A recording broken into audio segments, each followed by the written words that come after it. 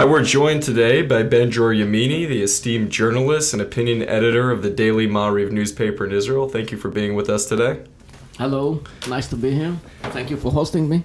It's our pleasure. I was hoping to begin today by talking about one of the themes often in your articles. You've described the American media as being an industry of lies, and that's a direct quote, when it comes to describing the situation in Israel, having a slanted point of view. I'm curious to know what are the catalysts for that point of view, and where is that rooted in? Okay, I have to make the first correction. Yes, I am using the term industry of lies, but I'm not talking about the American media. I'm talking, generally speaking, about the media, about academia.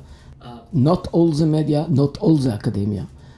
Generally speaking, yes, we are facing an industry of lies. So many lies about Israel that you can read it again and again.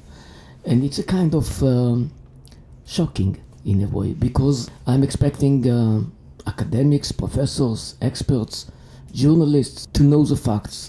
Is it ignorance, apathy, a lack of attention to detail? What do you think causes these different sources to be off-putting? You mentioned some of the reasons, but every reason that you will mention will be correct. We are not talking about one reason that causes that kind of situation, lying again and again. It's many reasons, but we all read it all the time. Well, what are some of those lies? What are some of the things that you wish would be portrayed differently and that would be given better coverage? A lot. You read something in the New York Times, a very prestigious newspaper, talking about Israel slaying Palestinian children, which of course never happened. Mainly when the journalist who wrote it, he is a Jew himself, so he thinks that he can allow himself to write about Israel slaying children when it never happened, just never happened. Now, many times people speak about refugees, about right of return, and they don't know the basic facts. For example, 42 million people experienced population exchange, were transferred from their homelands, but they don't talk about them. Nobody is talking, for example, about the Jews who were forced out from Arab countries. Small examples. Many times you are not talking even about a lie. You just don't write the full context, and that's how people are misled to believe that Israel is committing endlessly human rights violations. The media certainly has a unique power in its ability to mislead others and propagate things that you determine to be lies. I'm curious to think whether you think that power extends into public policy. Can journalists, both in and out of Israel, influence the way in which decisions are made by the Israeli or American government, specifically about Iran? Of course, every government is influenced also by the public opinion, and when people hear again and again so many lies, yes, it does have influence. Of course, it is going to the decision makers, and for sure. So, if we are talking about Iran, it's much less worse. If we are talking, because it's a kind of a global problem. It's not only the problem of Israel. When we are talking about the conflict between Israel and the Arabs, or the Israeli-Palestinian conflict, then the problem is much more severe. Do you think that the media, be it Israeli or otherwise, has created a lust, a desire, if you will, for war with Iran? About that I cannot tell you, because generally speaking, I don't think that there is any difference between the Israeli public opinion and the American public opinion. According to the polls that I read, I think that the American public opinion is even willing a little more to attack Iran than the Israeli public opinion. So in this case, in Israel, there is a big debate. It's not that everybody is supporting an attack against Iran. It's not like that. If I can shift a little bit to your work as a journalist, clearly Israel is a topic that's important to you, that you're passionate about. Do you ever find, because of that and your proximity to these issues, it's difficult to be an objective journalist? Of course, it is not easy to be objective. When I'm speaking with students, I'm telling them, don't take anything that I'm saying for granted. Check whatever I'm saying. I want people to check, and I'm saying it again and again. And because I use many statistics and many numbers, that's what I'm doing. I'm bringing facts. I put things in proportions, and I'm telling them, check me.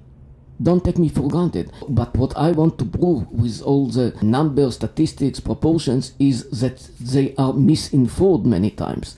And when I give numbers about the story of refugees in the world, I tell them, check me. Don't take me for granted. When I'm speaking with them about victims of wars and that Israel is not as the main source to violence in the world, when I'm telling them that and I'm giving the numbers, I tell them, check me. Don't take me for granted. How would you recommend Americans or Israelis deal when they read the sorts of things that you purport to be lies in these newspapers? How should they respond? Should they be writing op-eds? Is there a role for them, maybe via social media? You mentioned some of the ways. Every way is recommended, highly recommended. Just don't be indifferent. Do something. When you know that a lie was published, don't be indifferent. That's all. Do something. Letter to the editor, raise your voice. Do something. That's what I'm telling people when they have the facts. I don't want anybody to lie in favor of Israel. It will be the worst. By the nature of your job, it seems like you really have the finger on the pulse of what's going on in Israel today, the different perceptions held by Israelis, and the different challenges facing the country. I'd be curious to know what you think to be the largest challenge facing Israel today, both in terms of foreign relations and internally as a domestic issue. For the moment, it's Iran.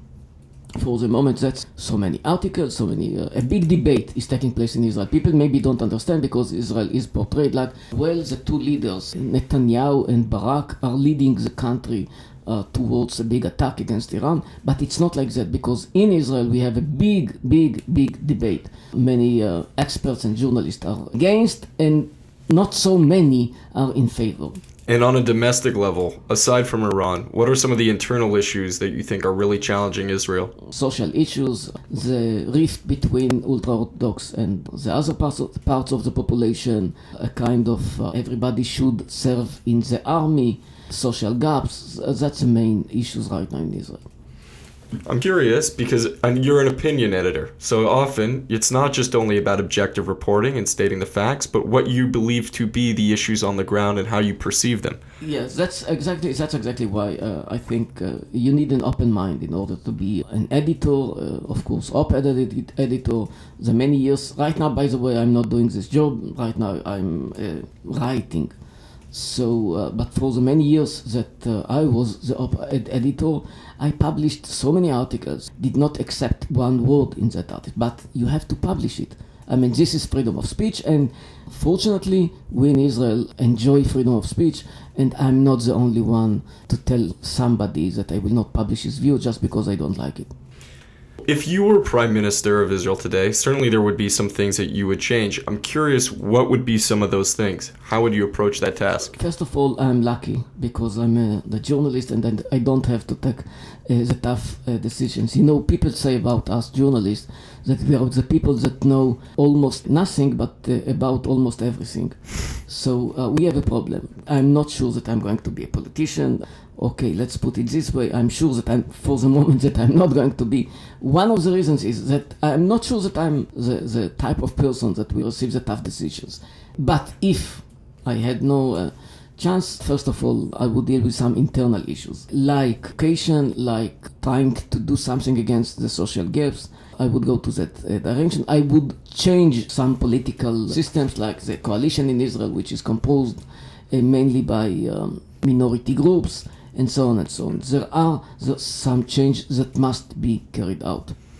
I found out recently, did not know prior, that you were actually an advisor to the Israel Ministry of Absorption. Yeah, we are talking about so many years ago, so I'm not sure that I have something clever to say about the issue. Of course, I'm still dealing as a journalist with the issue of refugees, of people who are coming to Israel, pretending to be refugees, and so on. Well, can you tell us a little bit about immigration in Israel today? Just a snapshot of it. Who's coming? Why are they coming? How is it changing?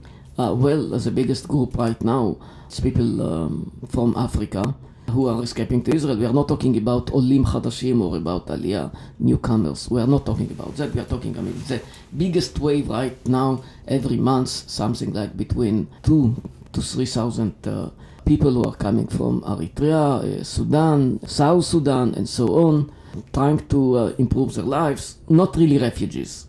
not really refugees. And how do you think these various immigrant groups are going to affect the culture within Israel? We don't know yet, because right now they don't have any impact. But for the long run, as we know from other places, it will not stay as it is now. Right now, only the people who live in the southern neighborhoods of Tel Aviv feel it much more, because South Tel Aviv is totally populated by the newcomers, but from Africa. So the rest of the population will feel it. It will just take time. It might be a tragedy for Israel. It might be a tragedy. It might be a tragedy because they are not going to fit in.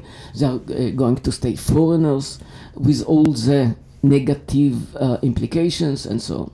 Well, with this large group of immigration, mostly not Jewish, I'm assuming. All of them not Jewish, of course. Could there be a tragedy in that regard? Will the state have to compromise its Jewish character to accommodate the refugees fleeing their own countries? If you're talking about only that group of Africans who are trying to improve their lives, of course, they will not change the character of Israel. But if you're speaking generally about so many groups, like family reunification of Palestinians, like immigrants from Jordan and other places, from Egypt in the past, not right now, Africans, and so on, yes, there might be a problem. It's a kind of a crippling. Slowly by slowly, something is happening. And unfortunately, it's always the same kind of NGOs that promote and support this kind of immigration to Israel.